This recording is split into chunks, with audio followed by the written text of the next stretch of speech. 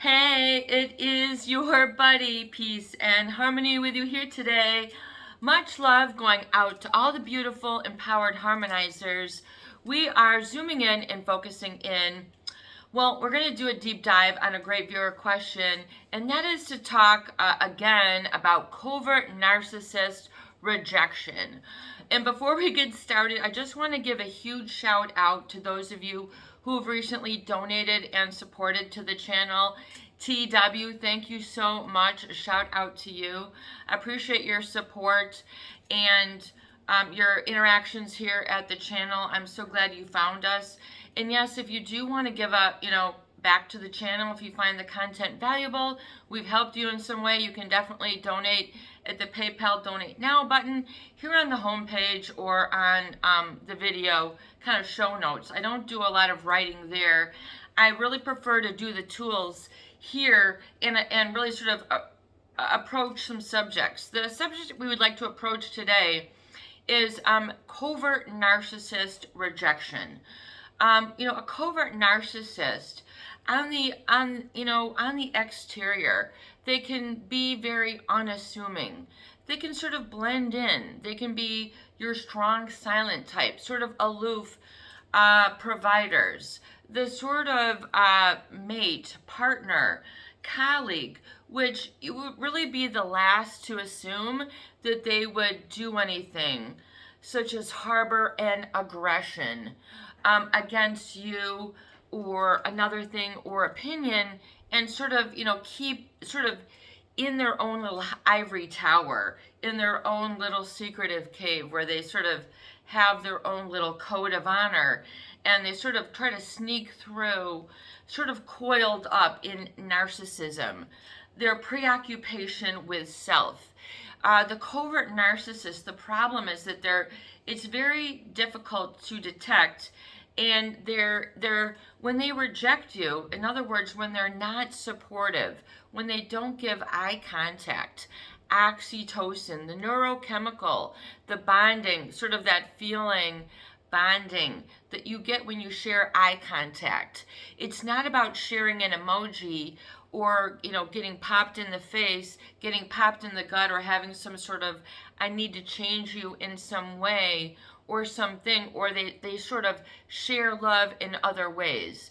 Maybe they give a gift to you around the holidays. That's all you really, they have these sort of levers, and you don't realize that on the subconscious, on the solar plexus, the I am really in your deep brainstem. We're talking about your reptilian brain. You don't realize, but because of their withholding of support, it's not what they say, it's what they don't say. It's not what they give, it's what they don't give. Yet they have the appearance as if there's nothing wrong with them. They're that you could put them on a pedestal, and they are to be without reproach. They have no harm, no bad bone, no bad blood. Taylor Swift, they're not. You would not even assume them to be, to be or harboring. But the problem is that they oftentimes then attract very supportive, strong individuals who they then take advantage of for supply. In other words, through manipulation, not through honesty and truth, which is really a core experience that you really need to step lightly on in this lifetime. Truth meaning there's a feeling of harmony. There's a feeling of understanding, not having to explain and justify yourself, or a sneaky feeling that something is wrong. You can't quite put your finger on it. You just have a sneaky feeling. There's no red flags popping up all over the place. They haven't cheated on you. They're not outwardly judgmental, criticizing, or outward shows of force or aggression. Those sort of other ways of emotional bullying that the narcissist tends to sort of use as a way to sort of almost like a spider, the way they want to kind of capture their prey and take their life and then move on with their day. Basically, it's a feeling of being used, a feeling of not getting something in return, and it's a feeling of not knowing, and a feeling of rejection. To being rejected really feels in the heart as if you're not wanted.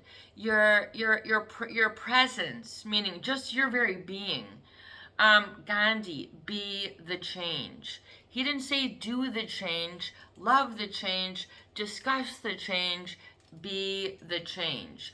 So when you're in this sort of rejection, with a covert narcissist, it's very subtle, meaning they don't give you eye contact, that oxytocin, that sort of bonding that can occur. It definitely, you don't get that. That's an immediate takeaway.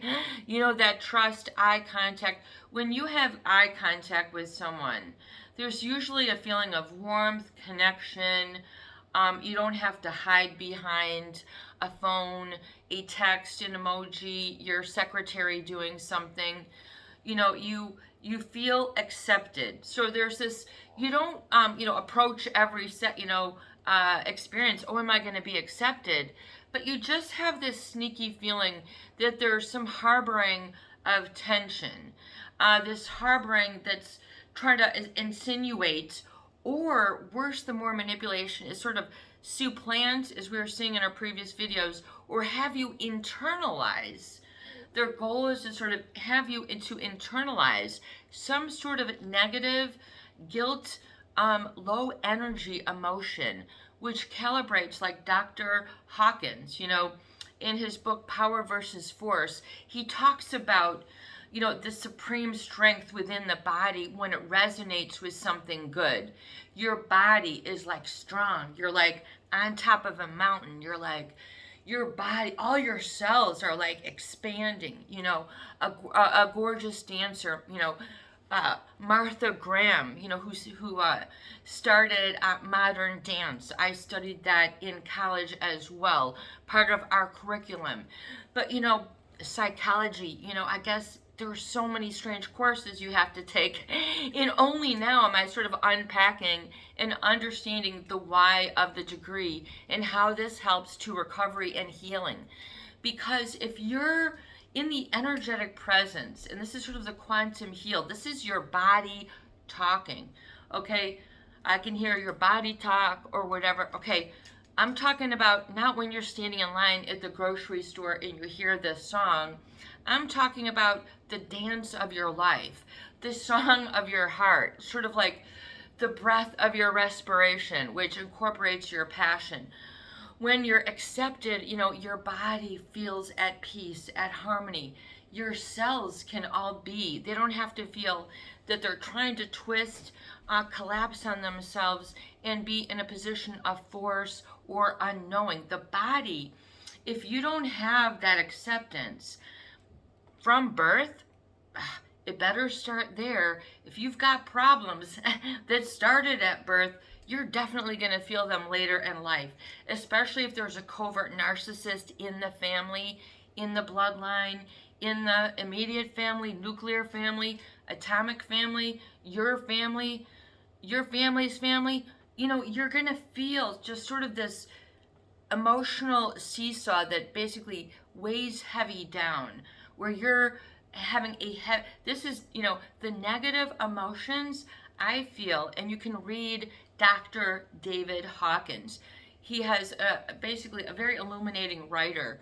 I mean, his stuff is so compact, you could open it up for days.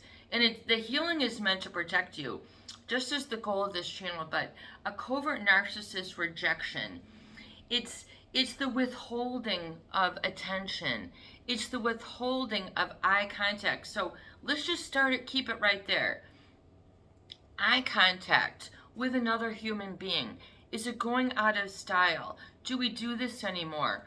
I hope not. Let's at least advocate for the channel as we get into the robotic future, the artificial intelligence. God, hope there's still some humans that have talents that are left to open up for expression in their lives. But so the oxytocin, if you don't have eye contact, sort of in a healthy way, not with someone scowling at you, narrowing their eyes. I mean, you think they'd have a origami forehead on them that crinkled down because they're always looking, there's this sort of, or that they just don't look your way.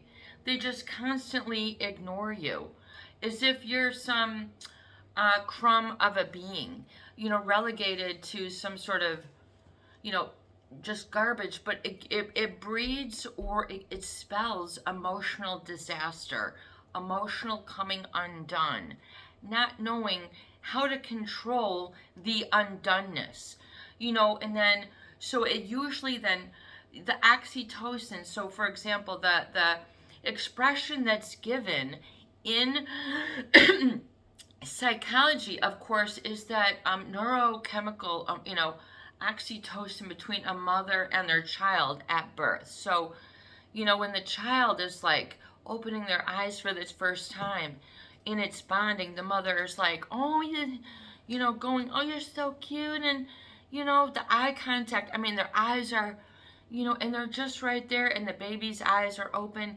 Oxytocin is flooding that little baby brain. Between the two of them, they got something going on. They got an understanding. And basically, with the supposition or understanding, the big person is going to protect the little person. And that they're not going to be taken advantage of for their little personness. That's sort of the covert narcissist rejection in a nutshell.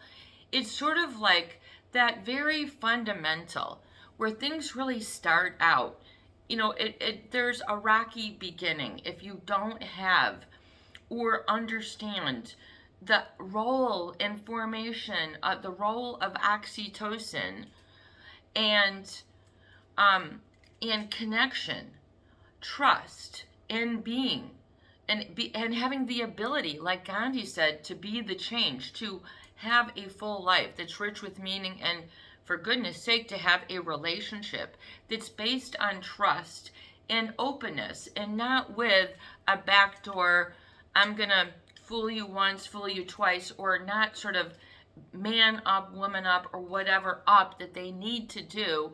They will always do the on.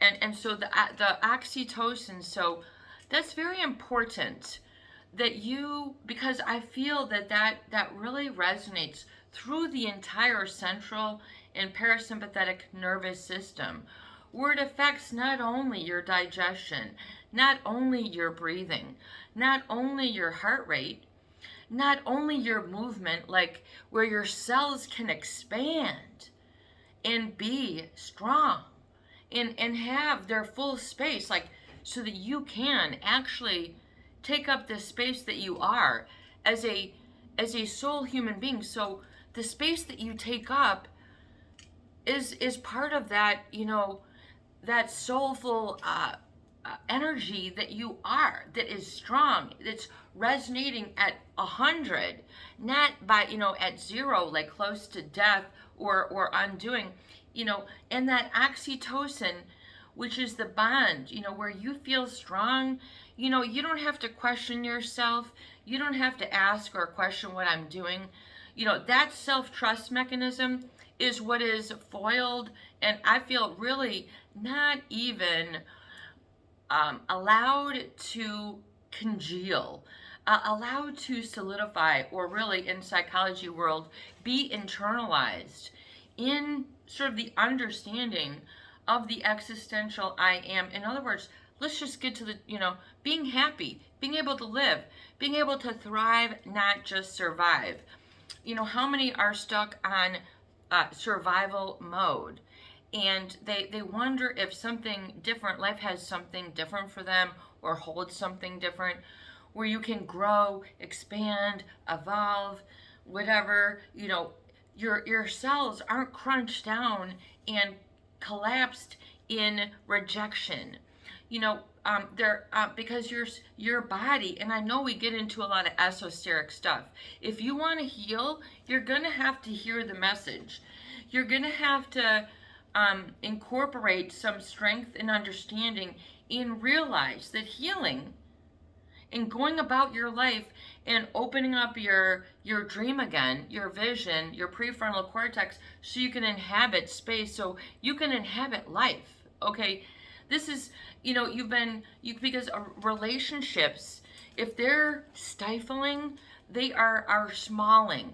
They're making small the horizon. They're making small your, they're almost non-existent. If you are not accepted, it's almost as if you don't exist. Or worse, you don't feel like life is worth existing, or it's too painful, or it's too questionable, or this is not satisfying. Your energy is like being constricted, and then you're ready to pounce. You're emotionally starving, like Sting says, you're so hungry, you're choking on a crust of bread. What is that song? Back in the day, 80s, 90s, we had some lyrics, yo. I mean, we had, and I'm not just giving my age away, I'm trying to thread it into healing and understanding, so you can understand how dangerous it is for you to allow self-rejection to be internalized, embedded, woven within the fabric, without allowing you to really hold it. Because you can't hold that lack of oxytocin. You can't heal with the perpetrator. That's what's so difficult. Dr. Joe Dispenza. You can't inhabit the same, you can't use the same area, you can't inhabit the same energy in the wound as you do for the healing. And in other words, you have to go on without. They talk about no contact. You feel like, oh my God, to heal or to recognize what is rejection versus acceptance, and how is this never experienced, or even with a covert or a psychopath, meaning how are you so the hollowed out, no energy, lack of energy, depression, anxiety, all these negative cast emotions. I mean, we could put them all on a whiteboard, and yeah, sometimes in some amounts, having a little anxiety is important, but being rejected continually in a way that you don't understand, which is based on another individual's, and God love them, because they oftentimes, their own composite,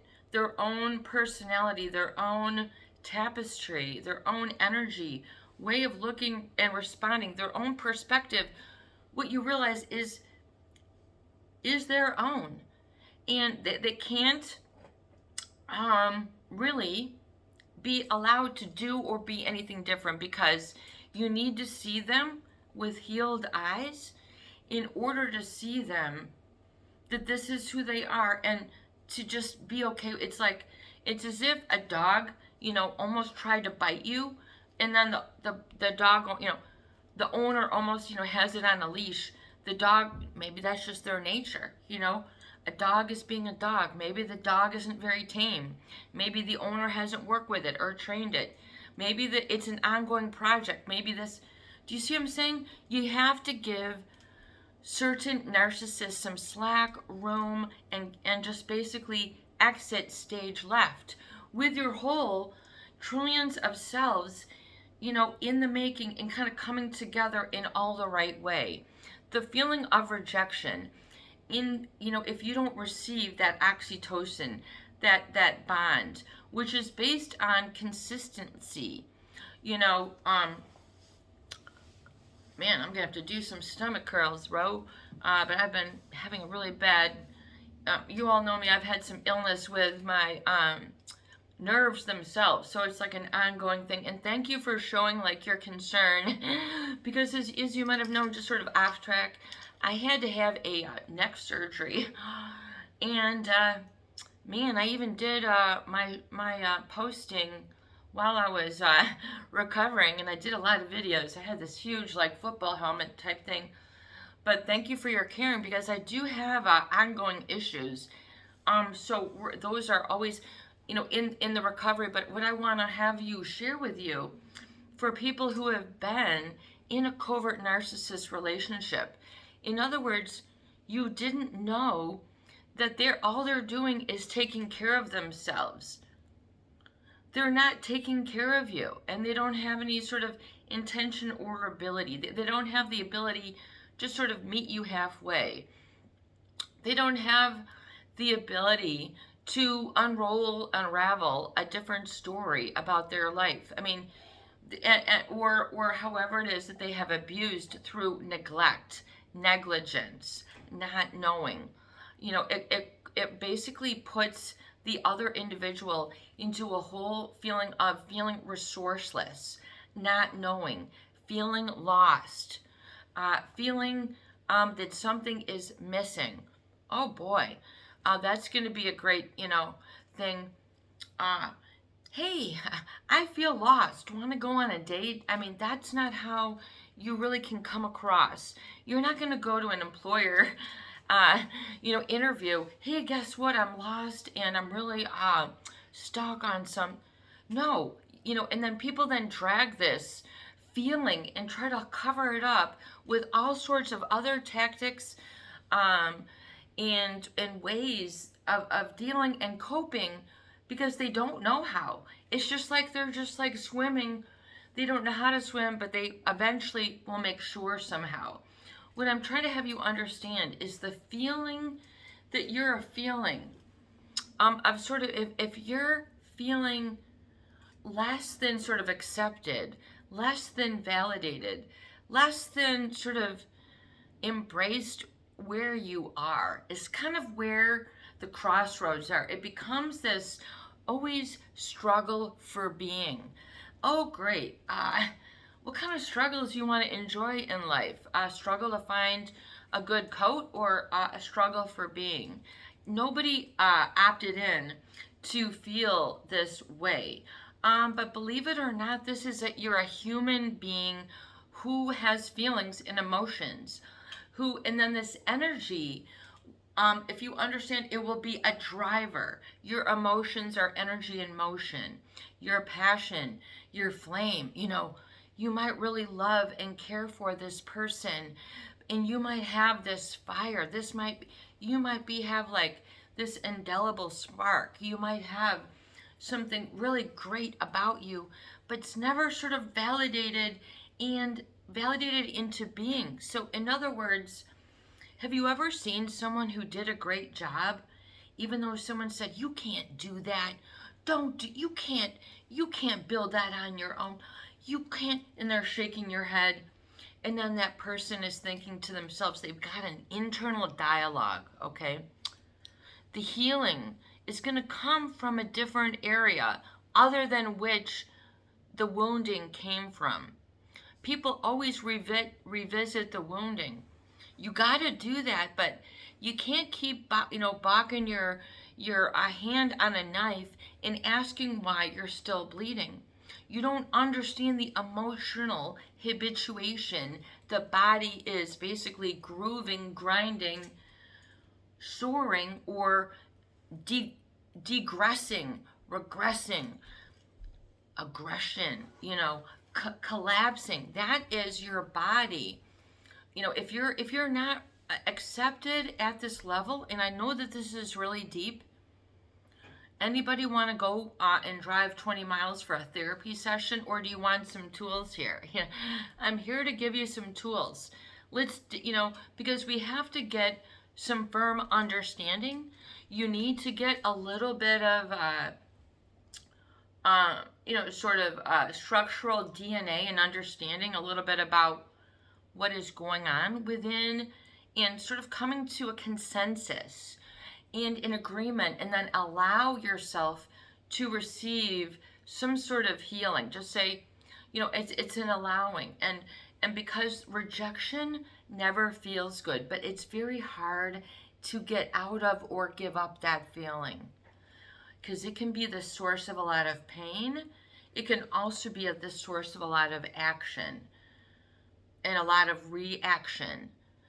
Most of the most inflammatory things, inflammatory statements you see going on in the news every day, the Senate on Capitol Hill, but they're legitimate anger. M. Scott Peck, it does have its place. Life is difficult. It's the first sentence that is on his book. No one is going to come out to you and come you in your corner and go, let me tell you here, it's difficult. Okay? And, but you're not going to stay in rejection. It's like you are stronger. If you really have a heart, it's going to be like a water that's boiling over. What is it? 212 degrees. Eventually, you're going to blow the covert. You're going to blow the lid. They're like a lid, okay? They kind of weigh on you until you bubble over, and then until you kind of get that little thing off, and you go, okay, I see now, and I can turn the temperature down and still economize and alchemize this hurtful relationship. And basically, how do you then digest it emotionally so it's like fertilizer for your life? Like, in other words, how do you make good of this devastating happening? Because if you oh my God, it's like if you're deprived of that oxytocin, your neurochemical system, and this is my feeling and understanding, is going to do a whole lot of overcompensation, okay, to get itself right, okay? I mean, what's coming to mind is, have you ever seen those huge bodybuilders? Okay, they got biceps that are like 18 inches by 25. I mean, they're bigger than my head or anybody else's. But how much, are they working in the mirror? And what's going on in their body? You're awesome. You're freaking strong. You got a 12-pack. You got an 8-pack. You got a 26-pack. I mean, they're to the point where they don't have to tell themselves, hey, strengthen up, you toothpick, whatever they're calling themselves. Get stronger. Their body is already doing it. So they're already healing. Their body, in other words, they're being the change. In other words, it's sort of without reference to this wound. What am I trying to explain this to? So you can understand sort of where outside of you, externally, this wound is. Okay, so I want you to be able to, and get this in your heart's eye, mind's eye, gut's eye, that your body, okay, psychology, is understanding that your body takes this as an attack. Okay, you don't see an attack. Your body feels it. Okay, your body feels it. And it can, if you're with a narcissist, you're going to be in the brainwashing. They're going to be just throwing all sorts of blame on you, and you're like, where is this coming from? So the overt they'll tell you what's wrong with you. An overt they're more than happy, to tell you what's wrong with you. The covert narcissist, they just harbor it, and then it just speaks volumes within, and it corrodes you. It tries to break you down within. It causes you to break down, melt down, feel rejected, feel small.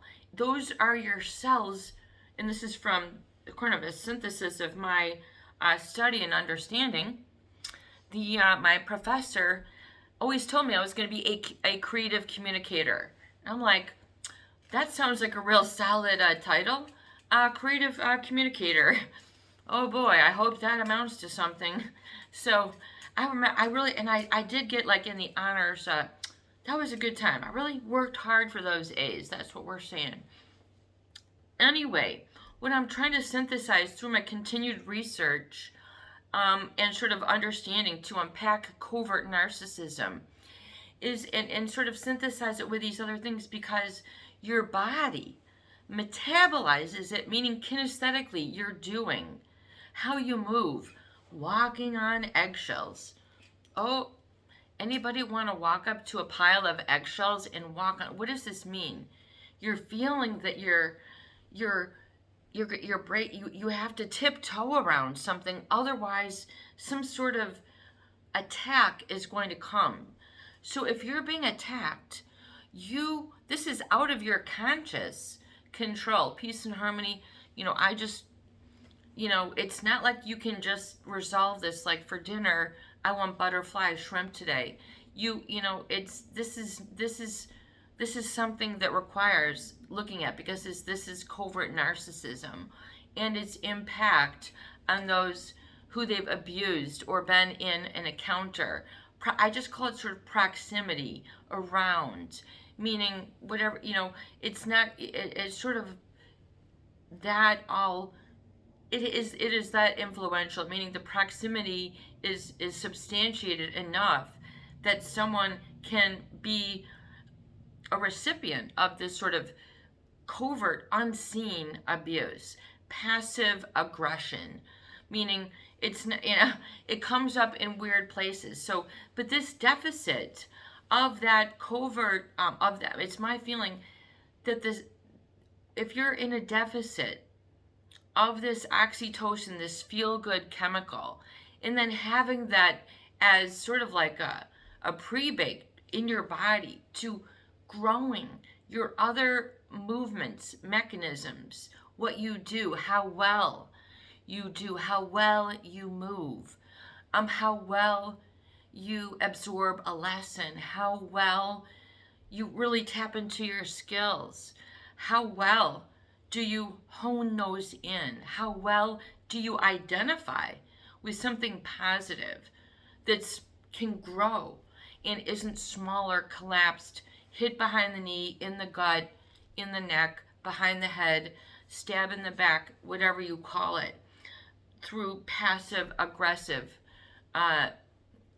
movements and such. So it's my feeling that if you don't have a good supply of this, if the covert narcissist is sort of knows that they're gonna sort of dissociate because it's a lot easier, but if you can just sort of then overreact, be overly responsible. So again, they will attract those people who have an excessive amount of then what becomes then leadership energy. But if it's like as a reaction, just like if you study family systems where they have alcoholism, it's a family disease. It's a family disease. And what I was threading to is that if in that system, if there's this deficit sort of within of that, then there's going to be an overreaction required, an overcompensation, if you will. Just like, well, in family systems, as I've studied in psychology with those, who have alcoholics or, narcissist of their mother, father figure.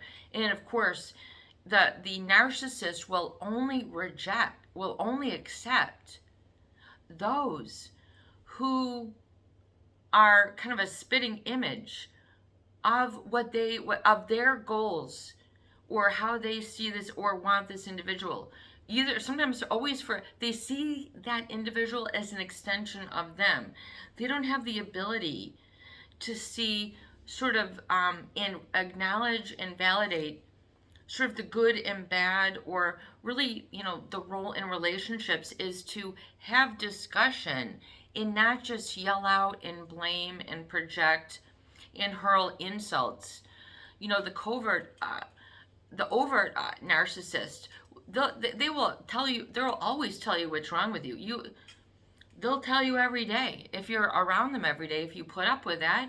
In fact, most people, they wouldn't have themselves around if they really knew those internalized negative messages that are harboring sort of those everyday feelings. It's sort of like understanding what it is to be human is seeing that there's this element. And then how does it, so it's kind of like there's always a wound that you can't walk away from. Like something's undone, something's not finished. In other words, there's not full circle. There's a gestalt. And the mind will tend to then fill it up if there's a space. Just like a big, vast, open room.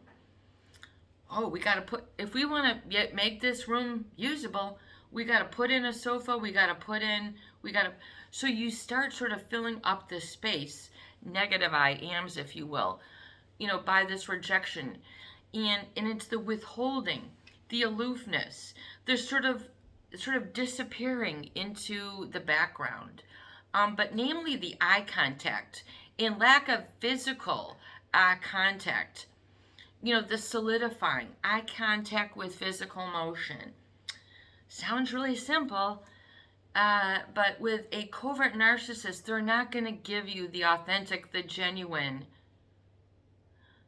There's going to be, for them, because there's this attachment problem, they don't have the ability to have empathy and go, man, you really survived a big one, or that really hurt you, didn't it?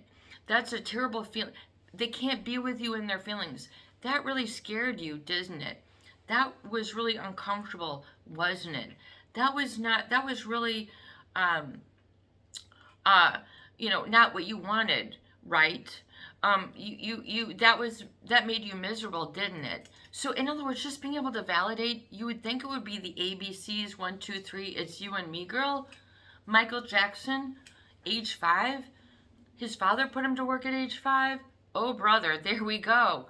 There's a good example. We're not doing that, but I'm just trying to give you some parallels, some tools and examples so you can understand the interaction.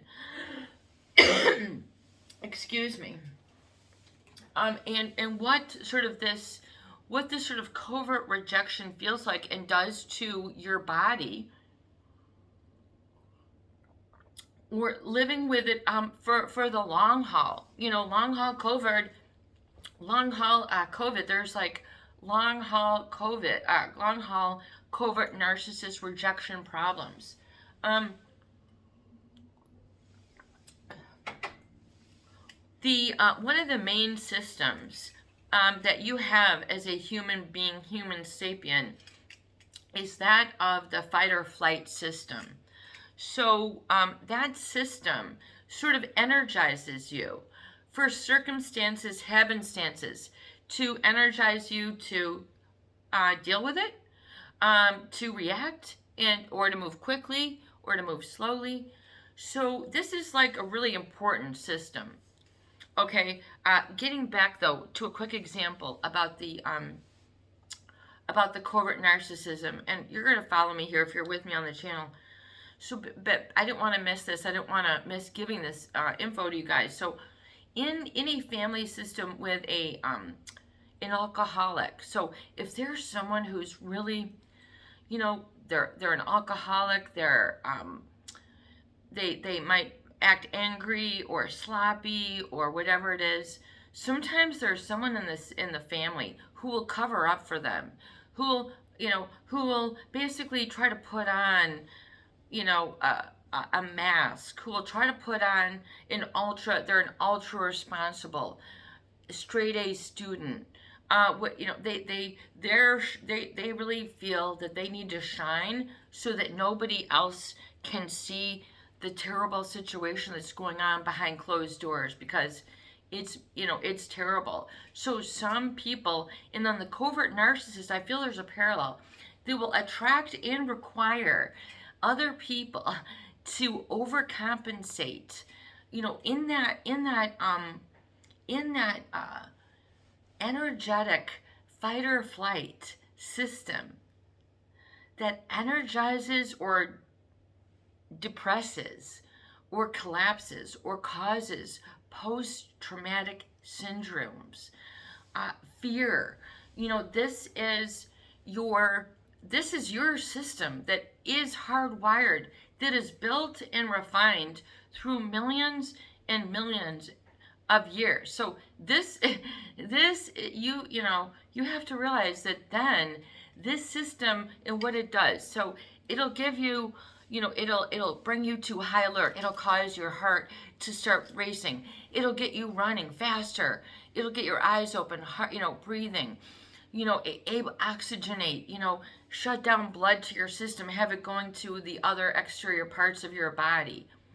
You know, well, that's not good if you're trying to study or something. Like if you're in that alarm and you're trying to focus or eat or sleep, or that's your all around, your body is going to have to overcompensate in ways then. So, you know, so then people then will find that they're like fearful, anxious, or depressed.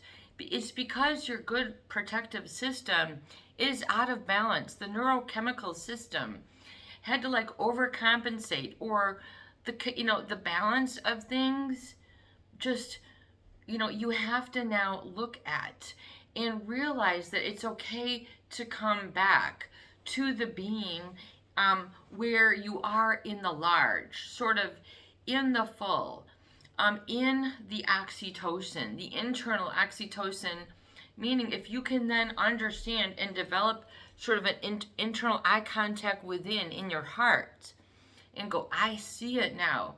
That really what, and validate it within. That was really tough for you, wasn't it?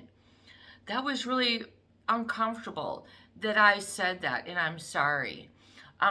Do you see what I'm saying? And I can be with you in these, but if you can understand where sort of a lot of these fear energies started emanating, because then you can calm them. You can say, okay, great, you were on rapid fire because you had to, body, you know, but we don't want to put, you know, this is, especially as you get older, that, you know, you don't really want your body, you don't want to abuse your body in those ways. You really want to get, you know, your fingers on the thermostat of this. You really want to go, oh, wow. And look at things, how temperature, color affects you. You know, the covert narcissist, oftentimes they'll be wearing very earth tone, very sort of collapsing colors, meaning like Dr.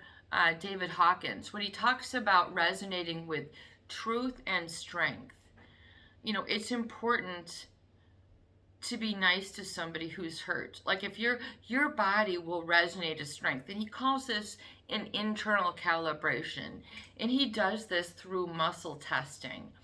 Your body will test weak if you're in the presence of something that is negative, untoward, or, you know, negative for you, or unethical, or not right. Your body will go weak. It'll go, you know, your body will, in other words, and he's calibrated all sorts of different things, you know, and that your body knows, you know, the body keeps score. There's been other books on this, your body included. You can explore this, but realize that oftentimes that rejection, it will cause that sort of collapsing, isolation, brooding, stewing in the negative emotions. If you're stewing in negative emotions, well, what are you ladling out for dinner? You know, a stew of unhappiness, guilt, and regret, and remorse, and harboring silence, you know, and embarrassment, you know, and not reacting, and saying then that knowing these sort of energies are, and that then sort of processing them so that they are what they are, but then you can sort of grow and expand that sort of upper body where you're walking tall. When someone said, no, you can't do it, that's what I was getting back to. Have you ever seen someone who did the right thing in their heart? And someone said, oh, don't do that. And they did the right thing anyway. Do you know how tall they're walking? Have you ever seen someone? I mean, they're bopping like this. Their stride is so big. They're going toe to heel, toe to heel.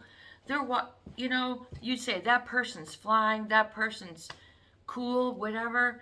That person's in their groove, in their mojo, whatever. Okay, that person, they're doing the right thing. Your body will not be collapsing. You might need some courage. You might need to get some, but you're going to have to get some different body movement and different body feeling. If you'd suffered a lot of this covert, unseen rejection, your body takes it as an attack.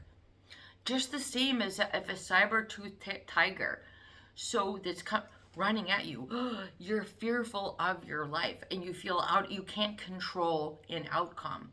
So those are a little bit of the fear unpacking, but you need to then work on acceptance of feelings, acceptance, and knowing what is it like, maybe for your first time in your life, to have acceptance of some true feelings that you had to hide or hide from. Oh my gosh, we could go on and on about this, man. That you had to hide or hide from. Do people hide? If you were hiding, are you gonna, what does the animal do if they're trying to hide? Have you ever seen like an animal play dead? You're walking along, you see like a skunk or raccoon or whatever, and then they play dead, and then they're, and you're like, oh my gosh, I saw this the other day. I'm like, that is so funny.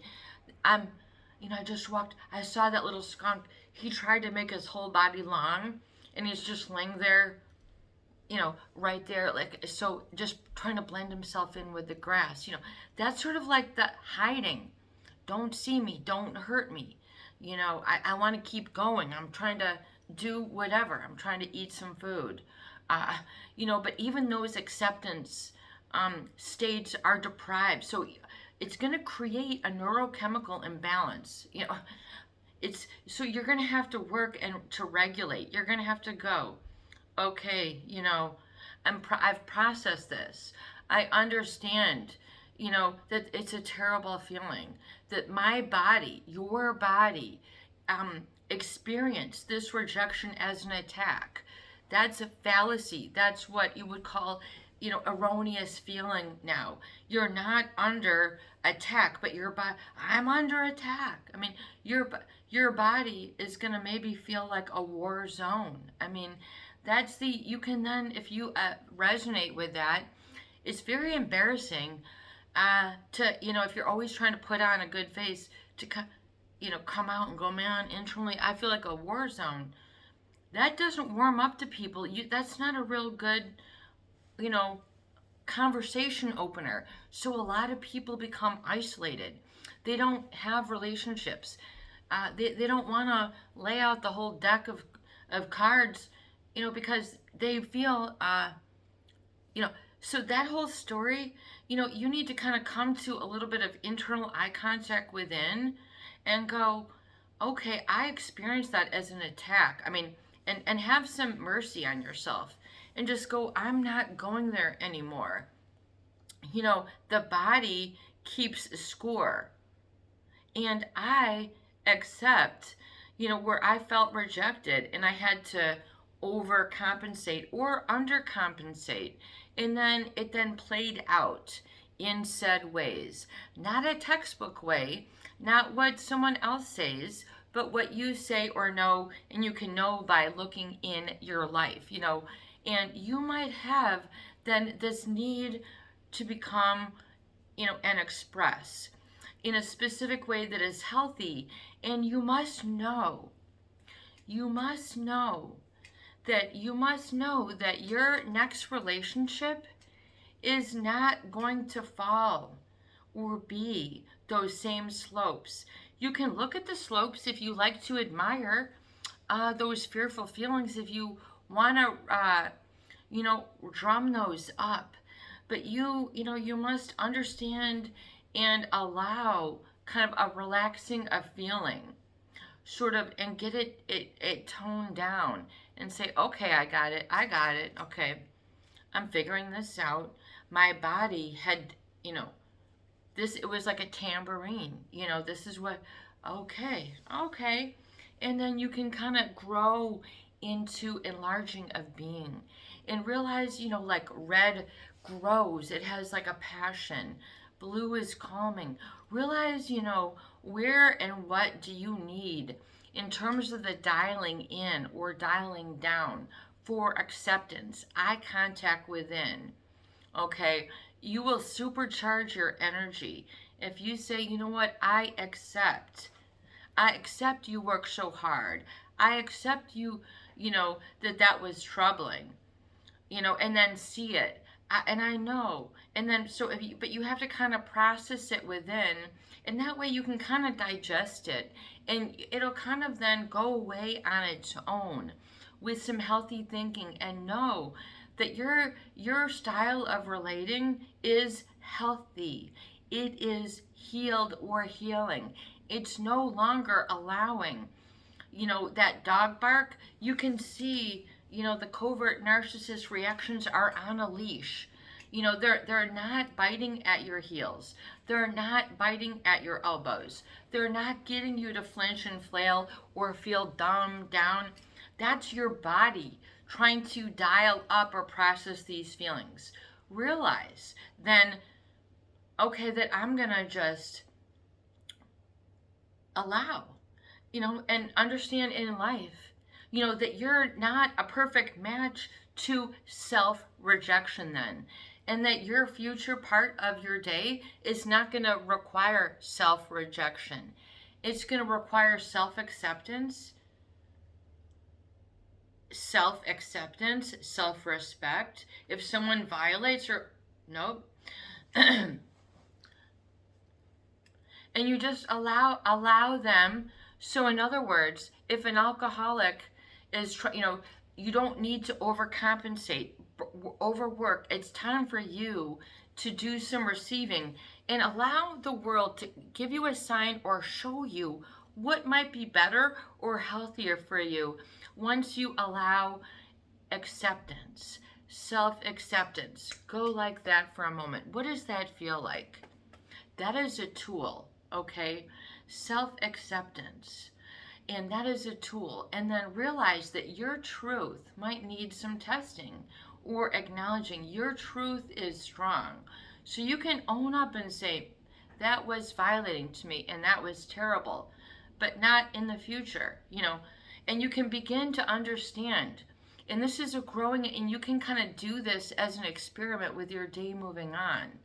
And realize you don't want to harbor, internalize violation energies and all that sort of understanding where that sort of collapsing down, hiding, feeling small, don't hurt me. These are all in the same bucket, okay? So realize, and you can ask yourself, where does my becoming big or growth really coming from? Where is my feeling growth or enlargement, or even what I might even consider pleasure in relationships? Where's that coming from, and how does that feel? And how can I look within and just sort of do that, and just sort of remind that and say, I'm going to protect these boundaries. Just like you got a patrol sergeant within.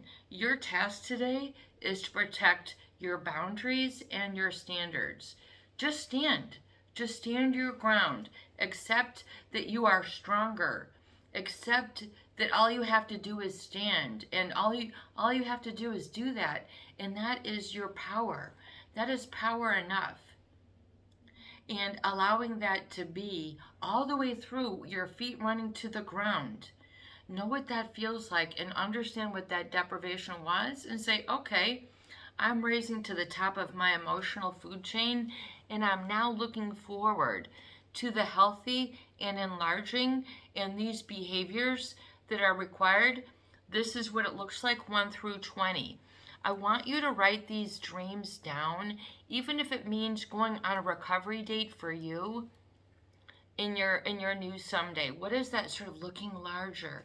If you were in dance, what would it be just to be a little bit more comfortable, taking up a little bit more space in your I am in a healthy way, in accepting this? What does this look, feel like, internalize, and how can you identify with that on the daily and get yourself a recovery gift that reminds you of that always? Have a beautiful day. Keep that on your person. Pick it up, look at it, and know that you are bigger. And there's, you know what, there's a growth. There's energy that's going to come help support you on your journey that you don't even know of. This is your buddy, Peace and Harmony, with you here today. I hope these videos do help. Please share, please subscribe, and for goodness sake, please donate for more great tools, videos, discussion, and support. We better get going. Have a beautiful day. Peace out.